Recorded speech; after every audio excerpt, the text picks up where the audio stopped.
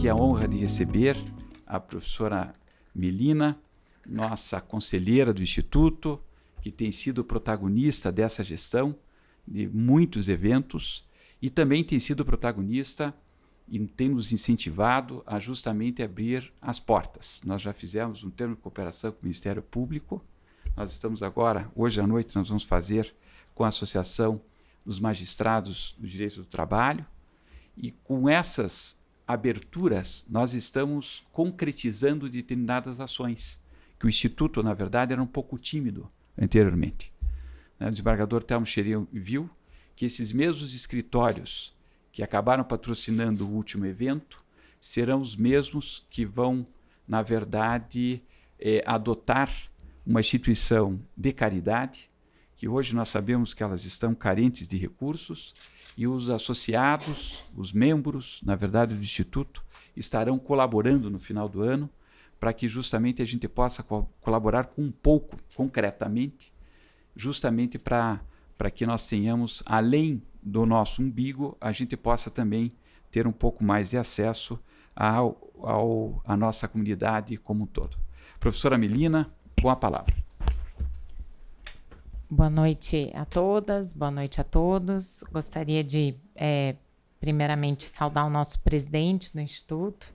Né? É sempre uma honra e uma satisfação poder estar aqui nesse espaço que acho que congrega a possibilidade da reflexão crítica e séria dentro da advocacia, sem compromissos, com liberdade, como dizia o desembargador Telmo Xerém.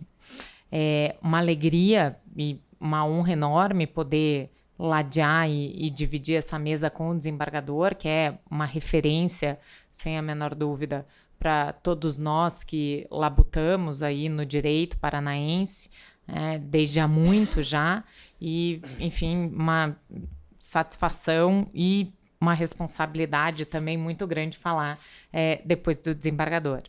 Gostaria também de saudar o Dr. Rafael Moura, né, membro do Ministério Público, cumprimento também a instituição na pessoa da doutora Mônica Luise, o Ministério Público que tem sido aqui no Paraná tão protagonista da defesa dos direitos humanos, uma voz que vem aí a se somar também nessa bandeira, e também a doutora Camila Caldas, que hoje nos dá a honra ao Instituto de poder somarmos esforços aí junto com a Magistratura do Trabalho, né, e o Instituto dos Advogados Paranaenses, aí nessa comunhão de esforços que o termo de cooperação que hoje será assinado representa.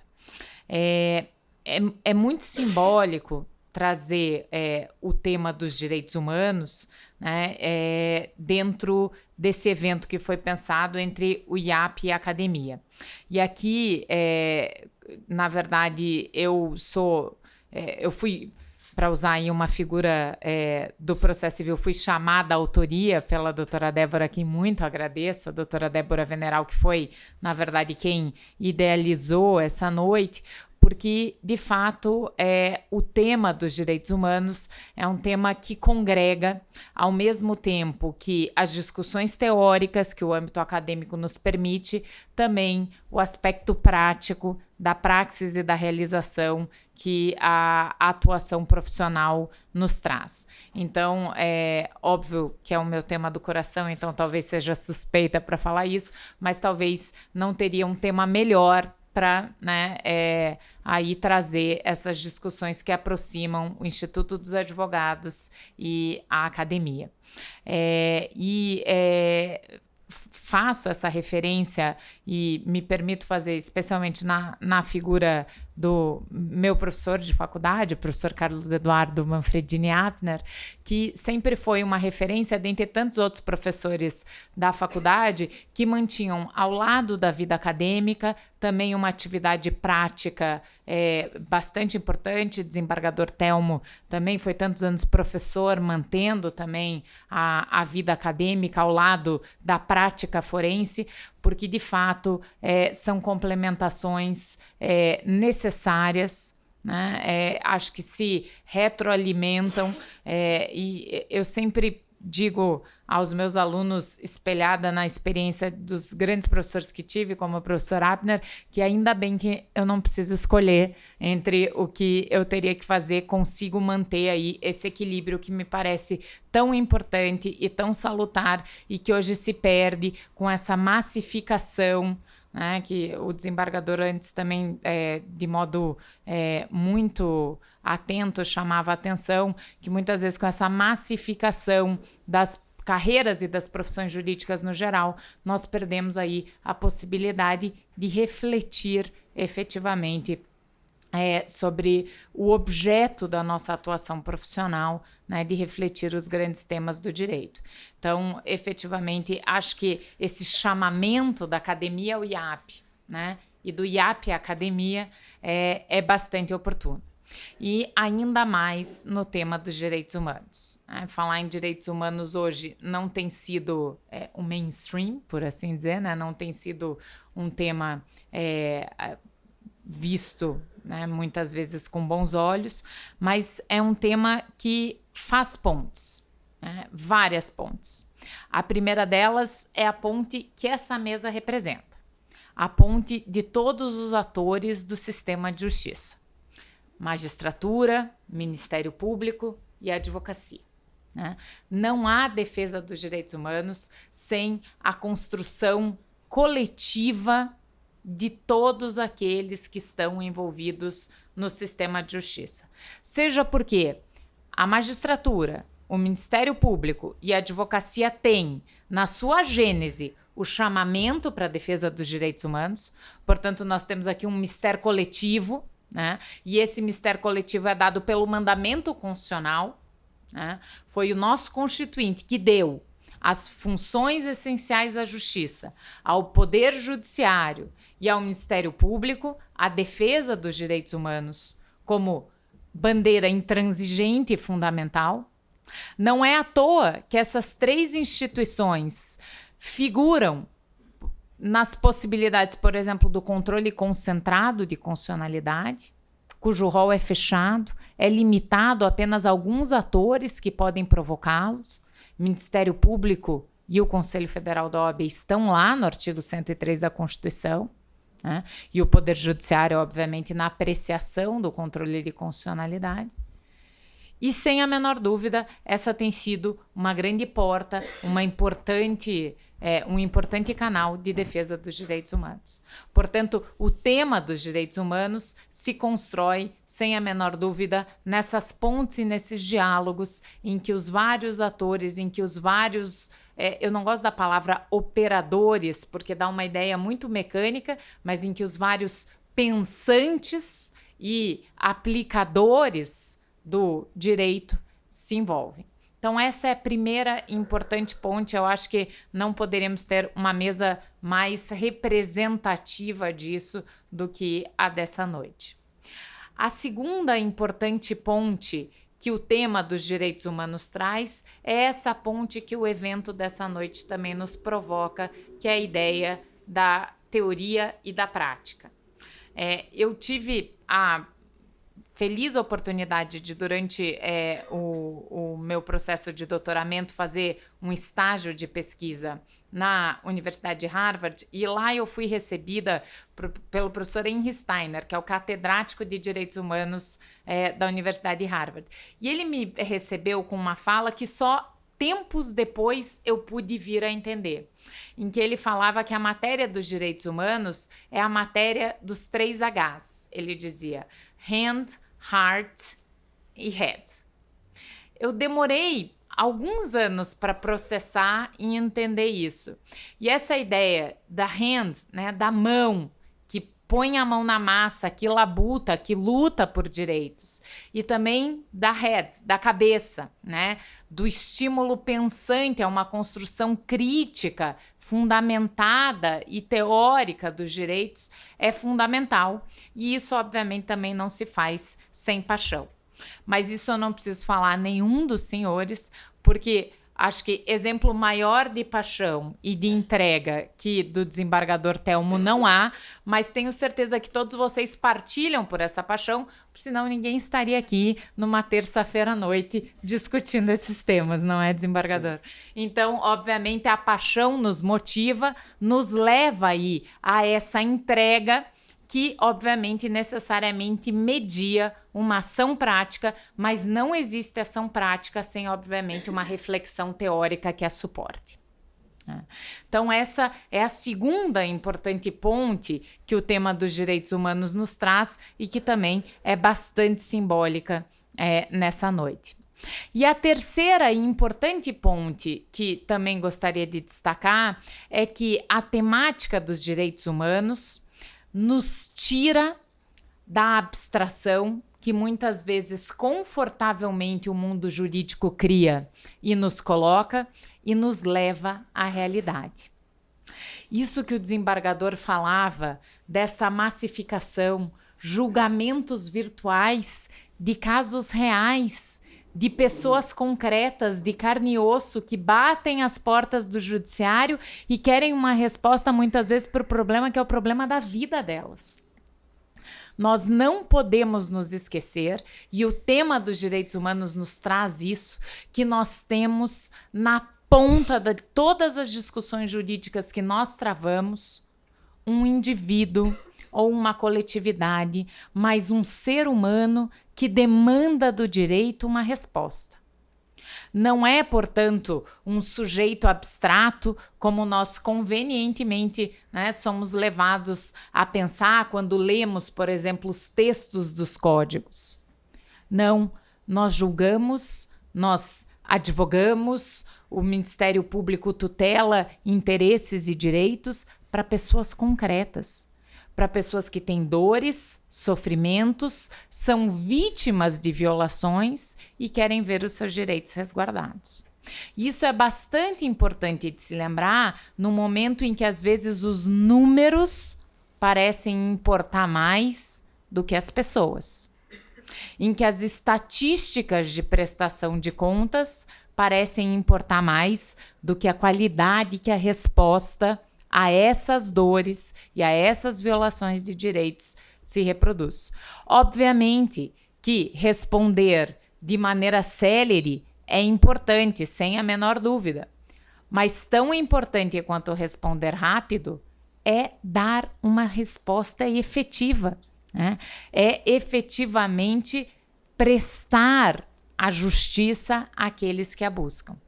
E o tema dos direitos humanos necessariamente nos leva a ver esses indivíduos de carne e osso que batem as portas da justiça, muitas vezes com demandas aí bastante viscerais, com demandas que vão, e a nossa pauta, a realidade complexa do Brasil permite isso, com demandas que vão desde ausência de saneamento básico, né, até discussões muito complexas, como, por exemplo, criptografia do envio de mensagens por aplicativos, né, de telefone celular. Então, nós temos, e essa também é uma das belezas da matéria dos direitos humanos, uma transversalidade temática bastante grande que nos permite aí, dentro dos mais variados campos do direito, trazer essa discussão, mas sempre lembrando que ela não é uma discussão apenas dentro de um determinado processo autuado sobre um determinado número. Ela é uma discussão de alguém, de uma pessoa que lá na ponta espera uma resposta satisfatória. Ainda que não seja a resposta concessiva do direito que busca, mas tem o direito de ter uma resposta digna, à altura do que foi buscar. Então, motivada por essas várias pontes aí que a temática dos direitos humanos nos permite alçar, é que em 2018 fui provocada a enfim, refletir junto com um conjunto de alunos e de pesquisadores da Universidade Federal do Paraná sobre como enfim, tratar ou como se apropriar desse arsenal de defesa dos direitos humanos para que nós possamos, né, dentro do sistema de justiça brasileiro, as vítimas de carne e osso, as pessoas dentro da nossa realidade tão complexa em matéria de direitos humanos, como podemos nos apropriar desses instrumentos e dar a eles uma resposta satisfatória. E aí surgiu, né, por provocação da editora Intersaberes, a quem eu sou muito grata, porque acho que de esponte própria talvez não teria tido essa iniciativa, aí que surgiu pensar enfim, uma espécie de guia, porque não tem qualquer pretensão exauriente, por exemplo, de um manual. Na verdade, é um guia de provocações para pensar como os vários instrumentos que temos em matéria de direitos humanos podem funcionar, né, para a proteção e para a promoção dos direitos. E aí, isso vai no influxo que tem muito, enfim, convergido aí no chamado, que é uma outra ponte que também o tema dos direitos humanos nos permite traçar, que é essa ponte do nosso sistema constitucional interno com os sistemas internacionais de proteção dos direitos humanos. O desembargador Telmo falava que grande parte da competência da sua Câmara Criminal está no julgamento dos crimes relativos à Lei Maria da Penha. Só temos uma Lei Maria da Penha por conta do Sistema Interamericano de Direitos Humanos.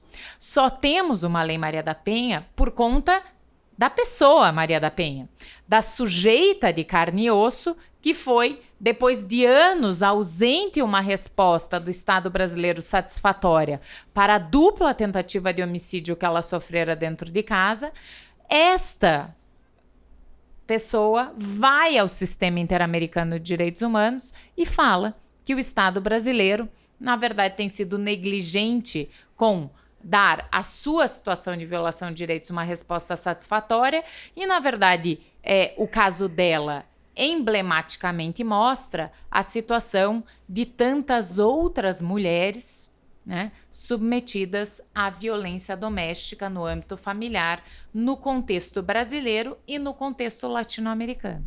E deste caso, levado no final da década de 90, surge um relatório da Comissão Interamericana que manda ao Estado brasileiro adequar a sua legislação interna.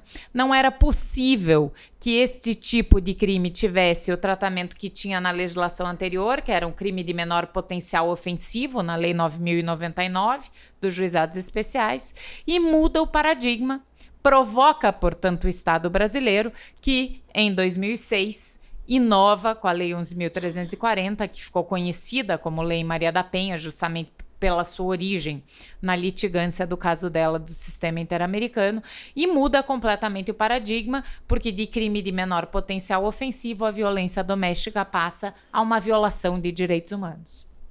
Então, isso mostra quão emblemático ou o potencial transformador que esses sistemas internacionais de proteção de direitos humanos têm.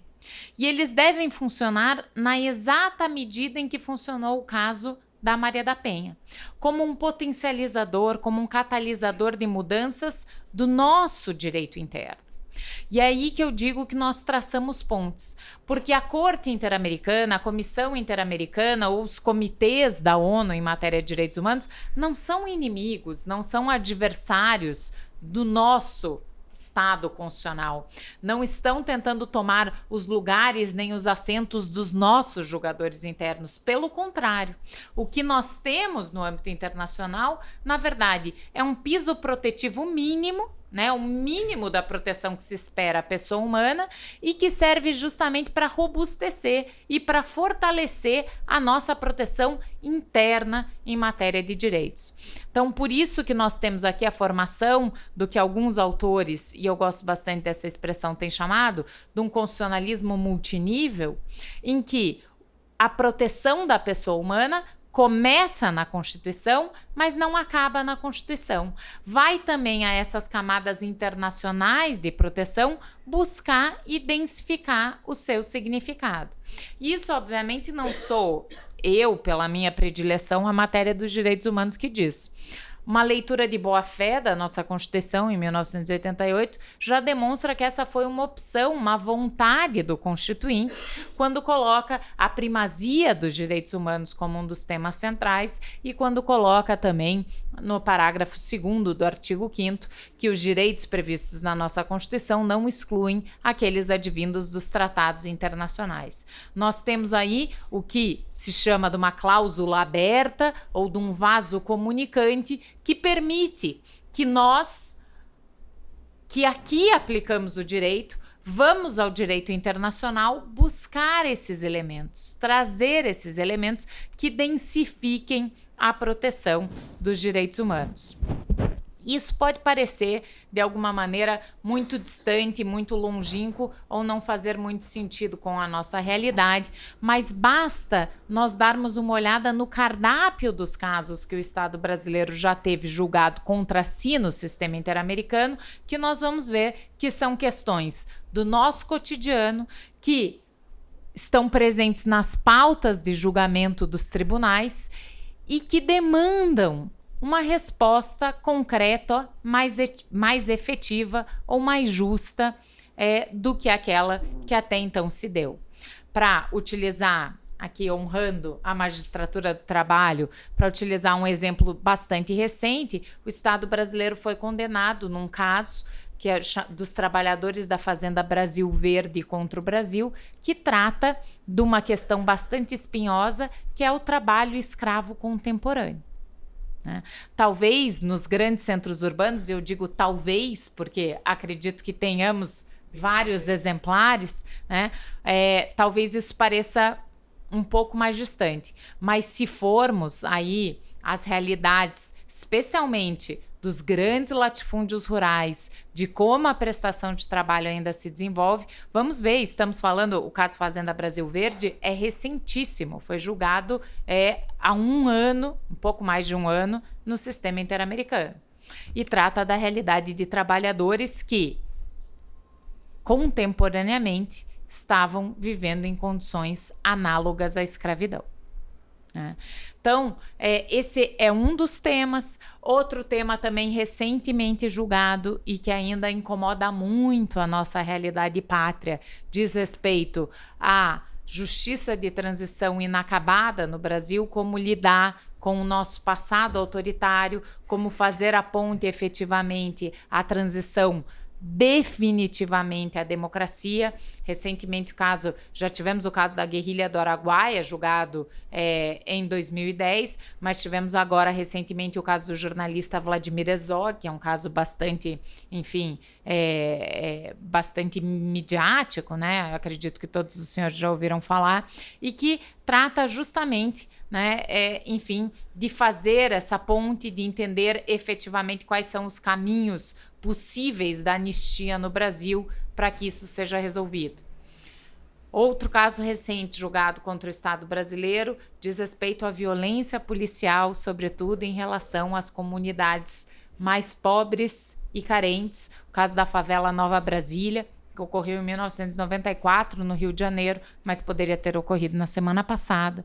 É o drama, do extermínio da juventude, sobretudo negra e de baixa renda no nosso Brasil, em que os autos de resistência são lavrados aí como justificativa da força desmedida da ação policial do Estado.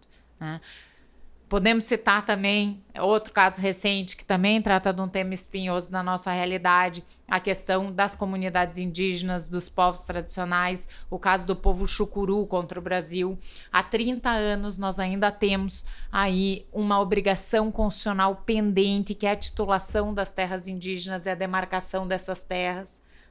Temos um precedente que é o que nos sustenta, não é talvez exatamente tudo aquilo que a Constituição de 88 apostava, mas o caso da Raposa Serra do Sol, mas que ainda não replicou na titulação da maior parte das terras indígenas que ainda pende. Então nós temos aí vários exemplos contra o Estado brasileiro, só para ficar nesses mais recentes, que nos mostram aí o quão emblemático ou o potencial transformador que esses sistemas internacionais de direitos humanos podem ter. Sempre lembrando que esses sistemas internacionais de direitos humanos não se colocam no lugar do Estado, nem contra o Estado, nem substituem o Estado. Eles se colocam ao lado do Estado, na busca de dar uma melhor resposta às violações de direitos humanos que ocorrem. É esse o intuito.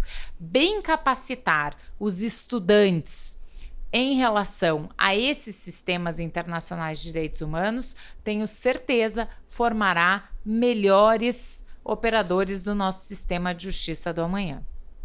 Bem conhecer a temática dos direitos humanos levará a termos advogados, membros do Ministério Público e magistrados mais capacitados, sem a menor dúvida, para lidar com essas questões, para não esquecer que, de fato, está se julgando a uma pessoa concreta, ainda mais nesses casos de violações tão atrozes em matéria de direitos humanos e que demandam aí uma resposta célere, mas também qualitosa e justa do Poder Judiciário. Então, ao lado do nosso sistema constitucional, que nós estamos bem habituados e passamos algum tempo da faculdade estudando, emergem outros sistemas internacionais e, no caso do Brasil, os dois que incidem diretamente é o sistema das Nações Unidas, o chamado sistema global, sob a égide da ONU, e o sistema dos Estados americanos, o chamado Sistema Interamericano de Direitos Humanos, que opera aqui nas Américas. Esses dois sistemas, eles se somam, portanto, na proteção constitucional, cada qual com a sua vocação. O sistema da ONU tem uma vocação muito mais preventiva.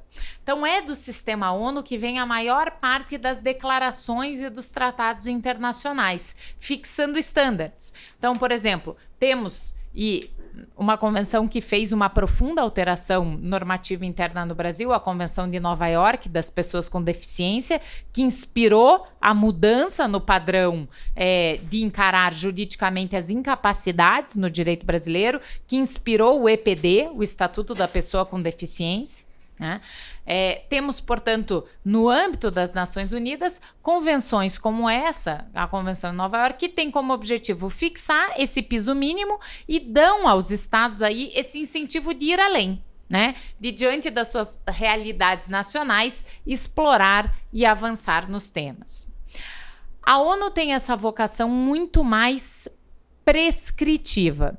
Não temos, no âmbito da Organização das Nações Unidas, um tribunal internacional em matéria de direitos humanos. Temos comitês, que são órgãos de natureza mais política do que jurídica, por assim dizer, que verificam os cumprimentos aí dessas convenções.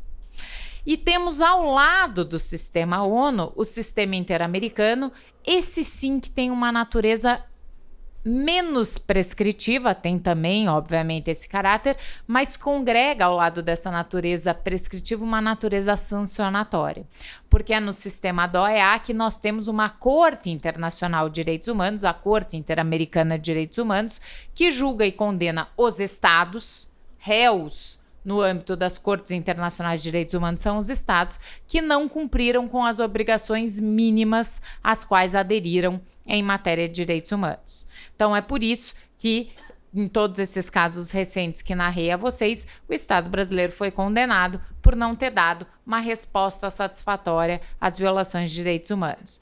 Não deu por quê? Seja porque havia uma demora injustificada em vir essa resposta, e essa demora por si só já é uma violação de direitos humanos. O caso da Maria da Penha, por exemplo, quando o caso dela foi levado, a Maria da Penha foi por 2 vezes, objeto aí da tentativa de homicídio de seu companheiro em 1983. O caso foi levado ao sistema interamericano em 1997. Sequer havia tido uma condenação em primeiro grau. Então, uma demora injustificada que por si só já representa uma violação de direitos humanos, ou muitas vezes a negativa do acesso à justiça, a negativa das garantias processuais. No caso da favela Nova Brasília, por exemplo, os inquéritos foram todos arquivados. O que houve foi a resistência à força policial como uma resposta. Uma determinada vítima lá tinha 18 tiros nas costas, mas era a resposta policial, a violência que vinha também praticada por outro lado e, portanto, o inquérito foi arquivado, nem judicializada foi a questão. Então, nesses casos, aí as vítimas, os indivíduos têm a possibilidade de ir ao sistema internacional, que não é uma quarta instância. Não é quando nós estamos insatisfeitos com os resultados que buscamos internamente que vamos bater no âmbito internacional. Não é esse o papel. O papel não é exonerar o Estado. O Estado precisa dar conta das violações de direitos humanos que ocorrem no seu território. O Estado é o grande responsável pela realização de direitos humanos, mas é apenas nessas situações excepcionais em que o Estado não quer e não pode. E os sistemas internacionais de direitos humanos não possuem as garras e dentes que o nosso poder judiciário interno possui. É um sistema deficitário. Temos lá na Costa Rica 7 juízes que nem sentam em tempo permanente, né? Tem sessões periódicas ao longo do ano e que tem um conjunto bastante grande de casos para lidar. Então, o objetivo do sistema interamericano é julgar o que se chama de casos emblemáticos ou demandas estruturais que representem feições que perpassam as realidades de todos os estados latino-americanos que fazem parte desse sistema. Então, são casos emblemáticos e que possuem um impacto transformador com relação a essas realidades. E cada vez mais as sentenças da Corte Interamericana têm trabalhado com a ideia de que se planta ali uma semente a ser replicada no âmbito interno dos estados. Por quem? Pelos advogados, que arguem isso nas suas petições, provocando o judiciário que responda isso nas suas petições, e também pelo Ministério Público, na sua função mesmo de motor aí em determinados processos, ou mesmo na função de custos legis, né, e defensor de direitos humanos.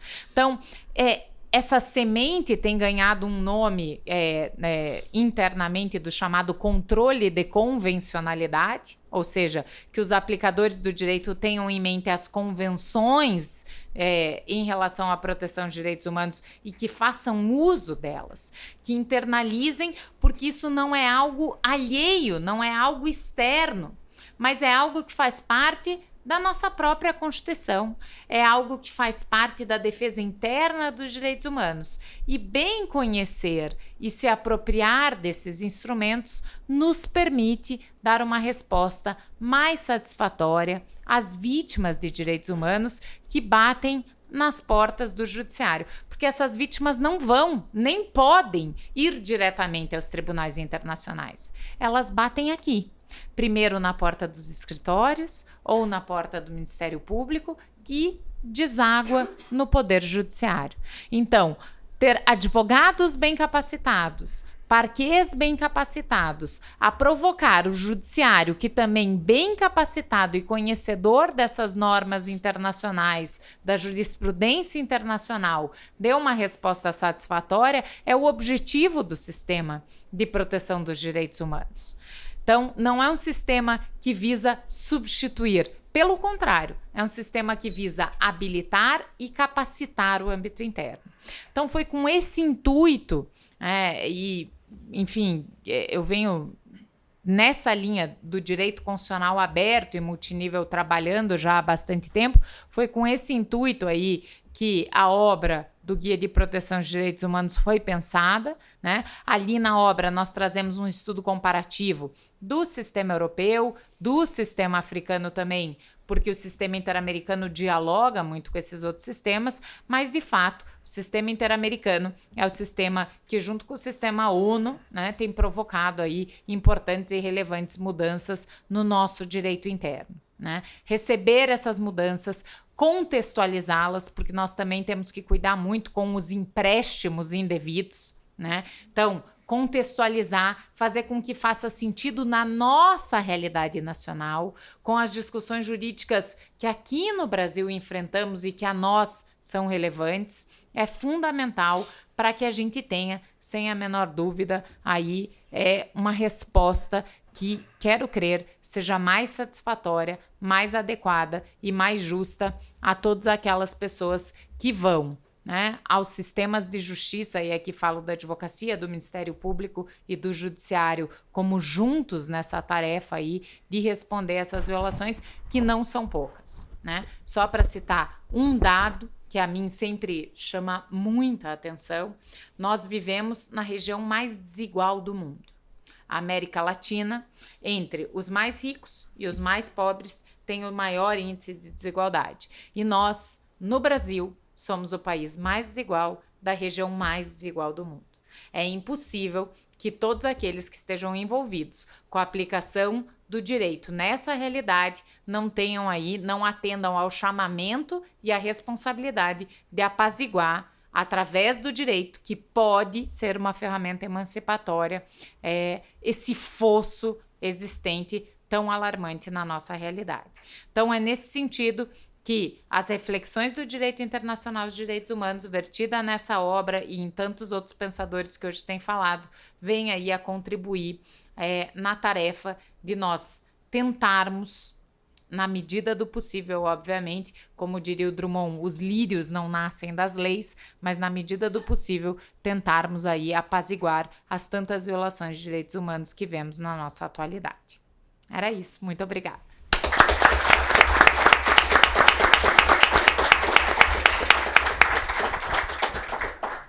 Muito obrigado, professora Melina. E agora, então, passamos a palavra ao promotor de justiça, doutor Rafael Moura, que vem aqui abrilhantar. Nós já soubemos aí do seu extenso currículo e estudos a respeito dos direitos humanos e agradecemos muito a sua presença aqui no Instituto. Com a palavra. Boa noite a todas e todos. Eu cumprimento, né, a todas as pessoas presentes aqui, nas pessoas do Dr. Tarcísio e da doutora Mônica, procuradora de Justiça, que coordena, né, a nossa política estadual de atendimento à pessoa e que é a responsável, a culpada por eu estar aqui hoje, porque ela que me indicou, ela que... Então, não reclamem, né, a mim, reclamem a doutora Mônica, também a professora a doutora Melina, e ao desembargador Telmo Xerém e a doutora Camila também aqui presente, cumprimentando a essas pessoas, eu cumprimento a todos e todas aqui. Eu gostaria de rapidamente apenas reagir, né, a brilhante fala e as ideias que nos geram boas reflexões e que trazem inquietações, sobretudo a mim, que a partir de todo esse referencial teórico, de todas as ideias trazidas, né, do constitucionalismo regional transformador, do constitucionalismo multinível, da ideia de se trabalhar no dia a dia, desde o chão da fábrica do direito à temática dos direitos humanos, de trazer um pouco da a minha experiência enquanto promotor de justiça e também enquanto pesquisador, né, do direito internacional dos direitos humanos, e em especial do sistema interamericano. Então, eu gostaria de transitar pelas 3 pontes que a doutora Melina nos trouxe aqui.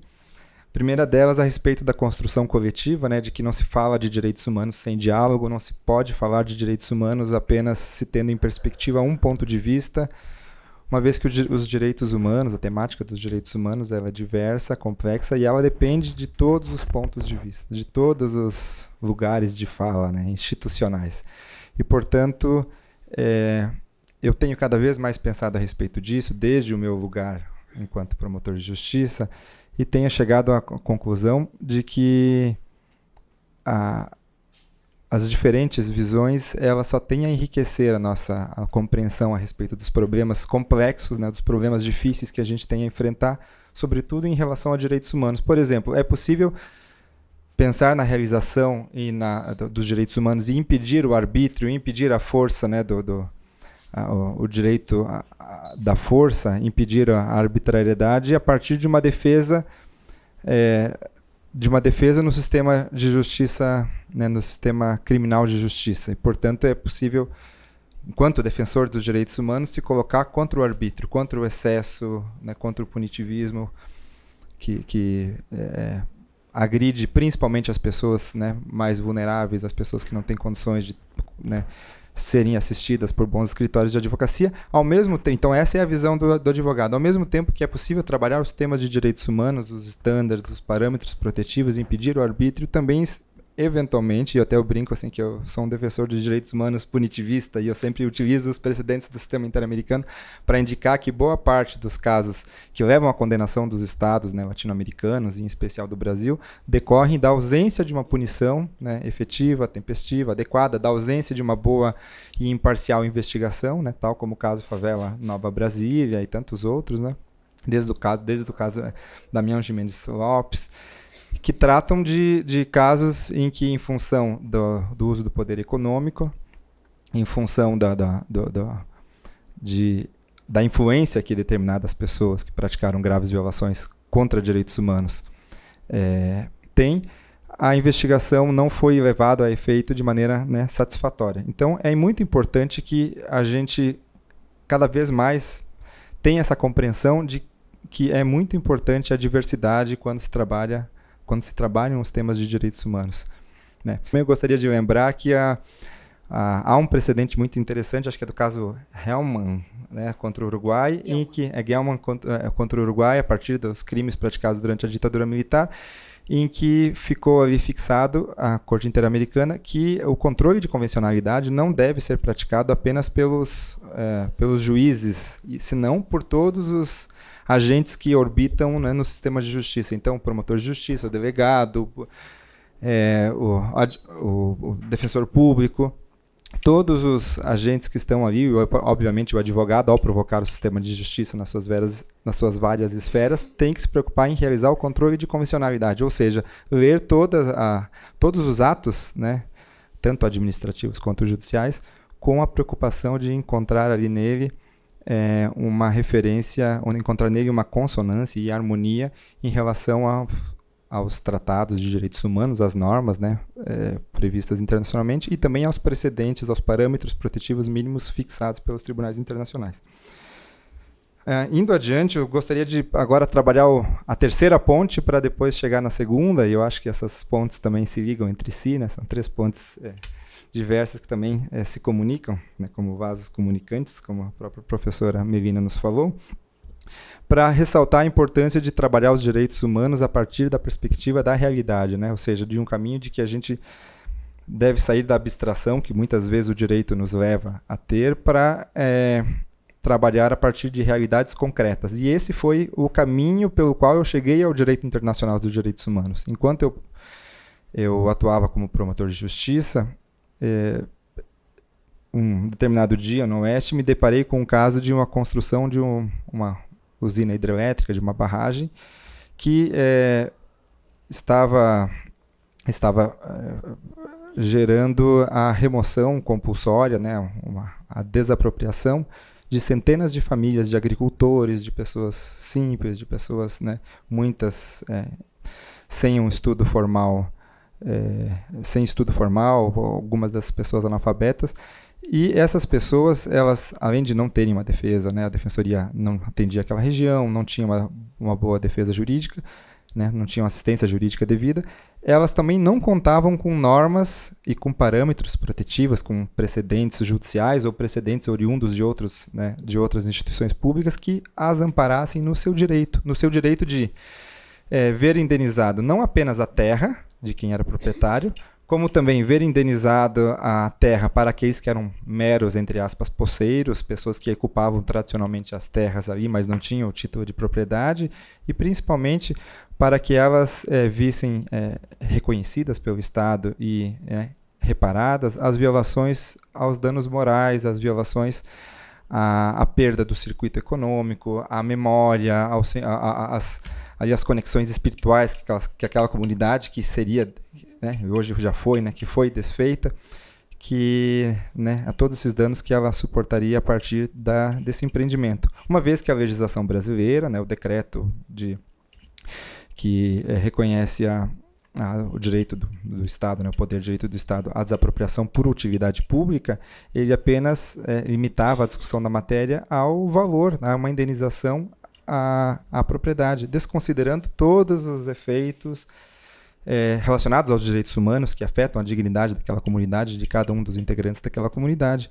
Portanto, diante daquele caso, eu me vi, né, sem saída no direito brasileiro, a não ser de maneira que eu tive que buscar aí nos precedentes internacionais, sobretudo no caso, acho que Ituango versus Colômbia, que tratava sobre a remoção compulsória, sobre o deslocamento forçado, e que como o Estado tem deveres para indenizar todos esses outros itens que a legislação brasileira e a prática judiciária brasileira não reconheciam. Então, aí, como a doutora Melina nos trouxe, a realidade nos conduziu a buscar esse direito internacional, e o direito internacional nos trouxe, né, a teoria do direito internacional, os precedentes, esses parâmetros, outros ingredientes a partir dos quais, né, a gente ali, no caso concreto, pôde produzir uma refeição mais justa, mais protetiva à pessoa humana.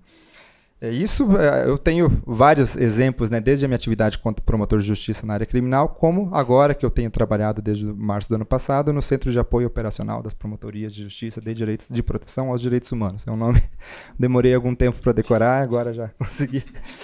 O CAOP, né, o Centro de Apoio de Direitos Humanos. E a partir desse local, desse órgão dentro do Ministério Público, nós estamos buscando também, né, levar a efeito, colocar em prática esses parâmetros na tentativa de inserir cada vez mais o Ministério Público do Estado do Paraná, né, na proteção dos direitos humanos. Temos diversos exemplos. Um deles, para não me alongar, é o que eu tive a oportunidade é um exemplo em que eu tive um caso em que eu tive a oportunidade de participar, de contribuir, a partir da minha função como membro colaborador do Conselho Nacional do Ministério Público, no GT4, num grupo de combate ao racismo e de promoção da igualdade étnico-racial, que assessora o Conselho Nacional do Ministério Público, né, que é o conselho que pensa e cria normas para regulamentar a atividade do Ministério Público em âmbito nacional, de todos os ministérios públicos, né.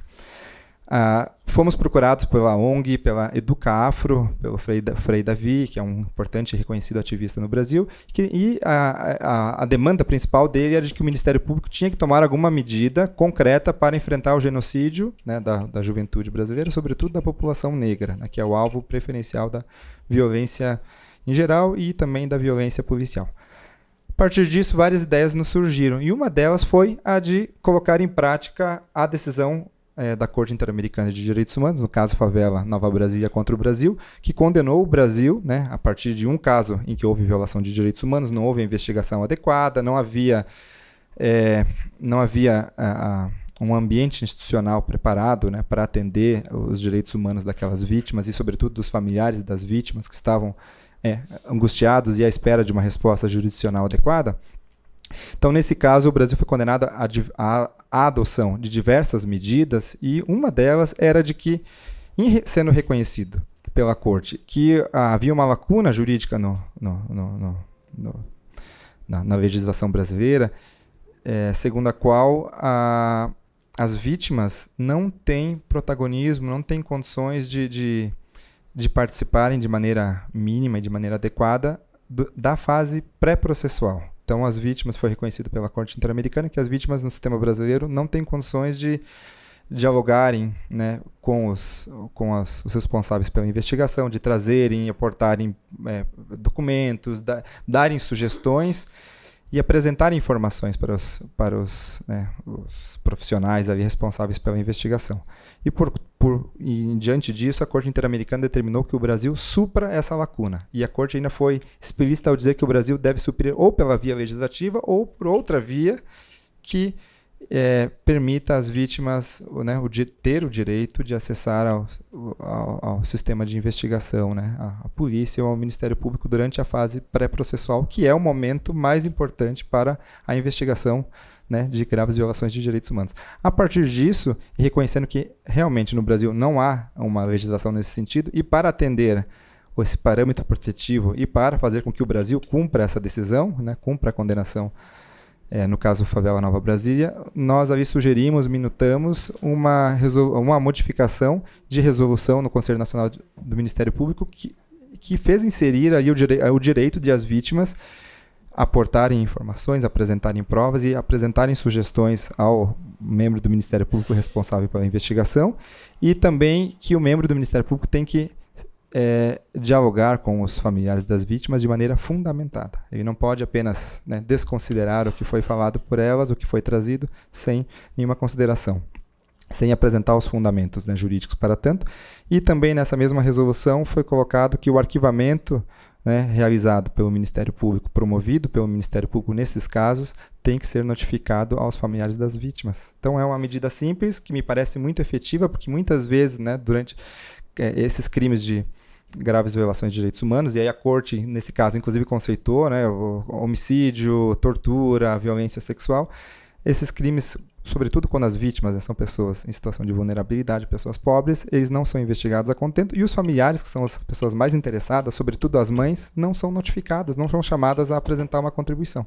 Então aqui é mais uma decisão, né, de caráter emancipatório que ali no âmbito do Ministério Público nós conseguimos, nesse diálogo, né, pelo menos tentar plantar a semente, né, ou plantar a semente numa tentativa de trazer o Ministério Público para perto desse sistema internacional. Para finalizar, eu só gostaria de falar que a controle de convencionalidade ele é muito interessante porque ele, ao mesmo tempo que nos dá esses ingredientes a mais, nos permite dialogar com outras instituições, né, mesmo instituições distantes, internacionais, que fazem parte agora do nosso sistema de justiça e, portanto, enriquecem o debate. Porém, podem, de alguma maneira, nos trazer amarras, impedir a criatividade, impedir a evolução da jurisprudência, até como muito bem pontuou o doutor Telmo aqui. Eu gostaria só de fazer uma ressalva de que tem esse risco, obviamente, mas há uma válvula aí de escape, que é a adoção do princípio da norma mais protetiva à pessoa humana. Então, no controle de convencionalidade, sempre é possível se aplicar uma norma ou um parâmetro protetivo a partir de um precedente, né, de um caso. É possível aplicar esses precedentes, essas normas, pensando se essa interpretação, se esse elemento realmente, no caso concreto, é mais protetivo ou não. De maneira que é possível, eventualmente, não aplicar um tratado internacional, uma norma oriunda, né, desse sistema internacional, quando nós internamente possuímos um instrumento mais protetivo. Obviamente que isso tem que ser feito de maneira fundamentada, mas eu acho que é uma boa âncora, um instrumento interessante para permitir que a criatividade do juiz, sempre em busca da norma mais protetiva, não seja cerceada, né? Então acho que seriam essas considerações. Agradeço mais uma vez a oportunidade. Muito obrigado.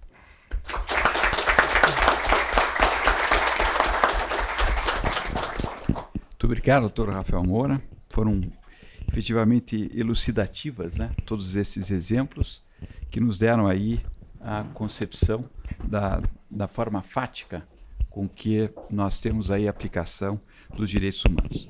E agora, para o encerramento, eu gostaria de chamar aqui, ao meu lado, a doutora Camila Caldas, para que nós possamos fazer a assinatura do nosso termo de cooperação técnica.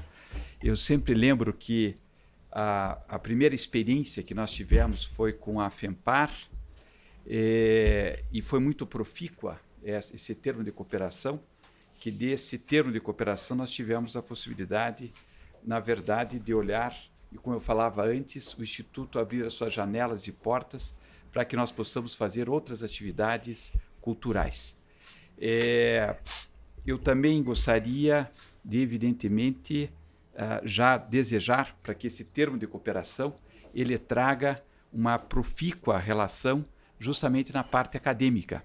Enquanto eu era professor de Direito Comercial, eu fui convidado, pelo menos em 2 ocasiões, a ser professor de Direito Comercial dentro da Imatre. Nós sabemos o papel dessa parte cultural, como também é do Instituto, e, quiçá, nós tenhamos aí a possibilidade, como nós já estamos num embrião com a FEMPAR, de também desenvolver algum curso justamente para ter essa interlocução, esse intercâmbio entre institutos advogados do Paraná e da Escola da Associação dos Magistrados do Trabalho do Paraná. Eu gostaria de chamar também para testemunhar e para assinar aqui a nossa diretora de Assuntos Acadêmicos, a doutora Débora Veneral, para que também assine juntamente com a gente, e a doutora Mônica Luiz Azevedo, que foi a precursora da ideia da assinatura desses termos de cooperação.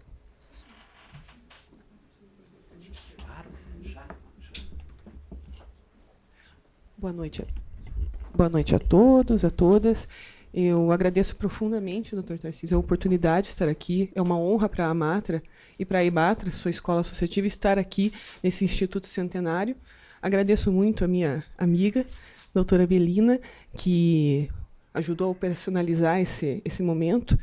E eu não posso, no momento de fala pública, deixar de falar sobre a questão da justiça do trabalho. Já que aqui é um espaço de liberdade, vou tomar algumas liberdades. Nós tivemos recentemente um projeto de emenda constitucional que tratava da unificação das justiças da União, que, na verdade, tem um fim muito específico, que é, na verdade, a extinção da justiça do trabalho. E quando a gente olha a fundamentação desse projeto, a gente percebe que o problema da justiça do trabalho não é um problema estatístico, porque nós cumprimos as estatísticas do CNJ e com maestria, nós somos a justiça mais eficiente. Não é um problema orçamentário, porque o nosso orçamento, dentro do nosso tamanho e da cobertura que nós temos no nosso país, é um orçamento bastante enxuto. Não é uma questão de remuneração do juiz. Eu vou falar aqui desse assunto polêmico, eu acho que a gente tem que falar de assuntos polêmicos. Porque a Justiça do Trabalho é a única que cumpre o teto remuneratório da Constituição. Então, esse não é o problema da Justiça do Trabalho. Talvez, doutor, o problema da Justiça do Trabalho seja o que a gente discutiu aqui hoje. Porque, não sei como a professora Melina enxerga isso, mas eu tenho essa sensação, doutora Débora, que o direito do trabalho é o mais concreto dos direitos humanos. É aquele em que o juiz está todo dia olhando no olho daquele que procura a justiça. E talvez isso incomode. E talvez por isso, desembargador, é que o salário da empregada tem que estar na Constituição. Porque é o direito mais básico que a gente não consegue cumprir. E todo dia temos demandas envolvendo o direito mais básico, que é um direito humano básico, que é o direito da subsistência do ser humano. Então, eu estava até aqui pedindo auxílio à minha amiga.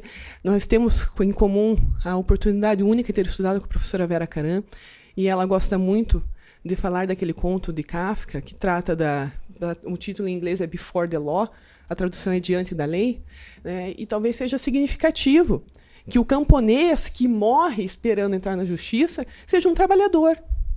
E talvez tenha chegado o momento que o porteiro, que nunca deixou entrar, agora, esse que eu me considero esse porteiro, tenha permitido entrar. E aí nós temos o problema. Talvez esse seja o problema.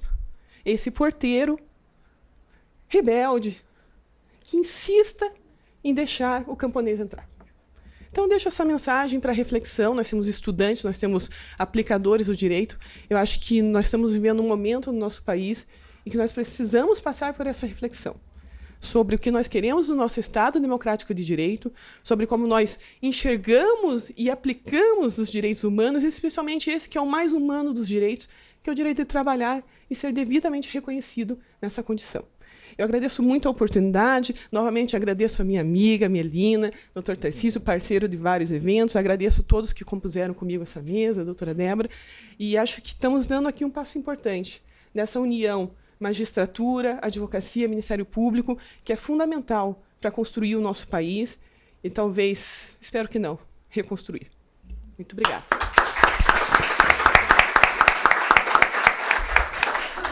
Doutora Camila, sabe que a senhora já está intimada a comparecer aqui para nós discutirmos esse tema. Nesse primeiro ano nós não tivemos, infelizmente, a possibilidade, até por conta de todos os eventos que acabaram ocorrendo, novas legislações, mas, infelizmente, nós tivemos dois temas vinculados à Justiça do Trabalho que acabaram sendo cancelados. Mas isso está na nossa prioridade e eu tenho certeza que, além de nós discutirmos, nós provavelmente vamos desenvolver alguma atividade em conjunta para que a gente possa justamente propagar também o direito do trabalhador. Muito obrigado. Vamos assinar agora.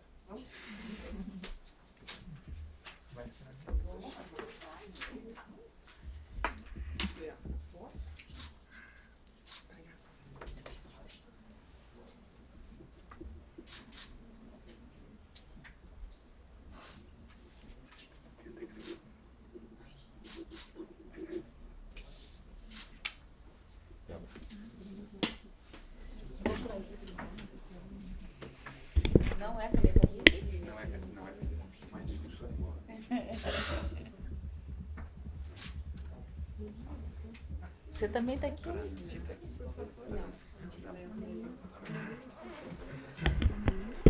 Sente-se aqui para a foto e para assinar, por favor.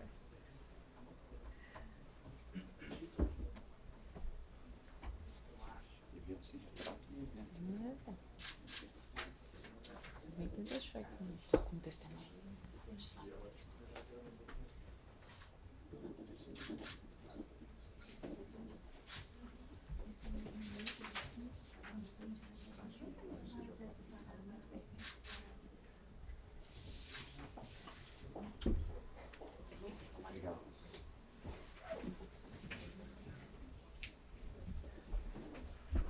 Doutora Débora Veneral acaba de dizer para mim aqui que nós temos 5 livros para sorteio, entre os alunos apenas. Pedi aqui para o desembargador Telmo Xerém fazer esse sorteio. Eu tenho o livro, vai ser sorteado. Preciso desse livro depois, né? Acho que vai ser por mim. Tem PDF, tem e-book que dá pra comprar na aula. Porque eu quero o autografado, mas eu preciso. Eu venho aqui. Isso aqui pro pessoal. Qualquer número do bicho aí. Mais uma assinatura, doutor. Tem mais uma da Débora. Número 27. É o meu número. Vamos ver aqui quem que é o número 27. Fabiano Mendes Pereira. Depois, na verdade, acho que eu posso levar as 2 vias para Nancy assinar, porque ela não está aqui em Curitiba. Então você pode levar todas. Deu melhor. Peço para entregar aqui. Agora já? Obrigado.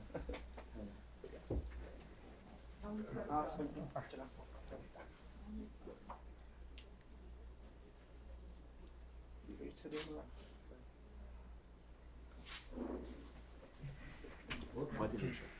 Número 50. Maria Cecília Brandão de Almeida. Eu vou pedir para que o senhor,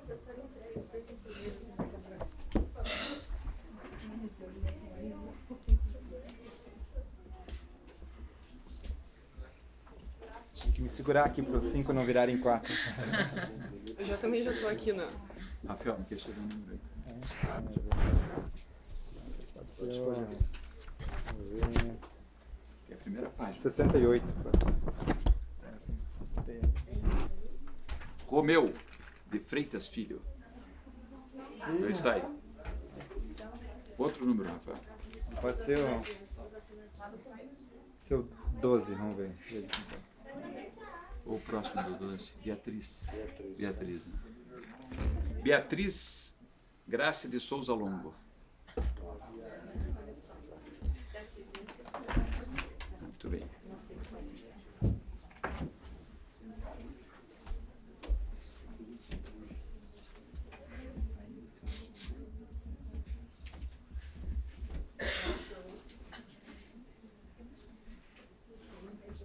Vamos lá. 28. Flávia Maria Muraro Ferreira. 7. Amanda Gomes Pureza. Ainda mais o artigo 7º da Constituição.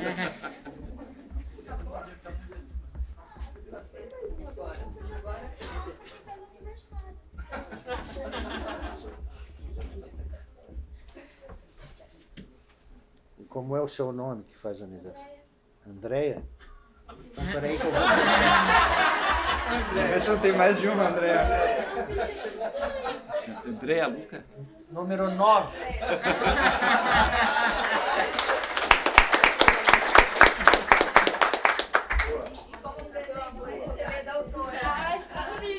Parabéns. muito obrigada. Parabéns.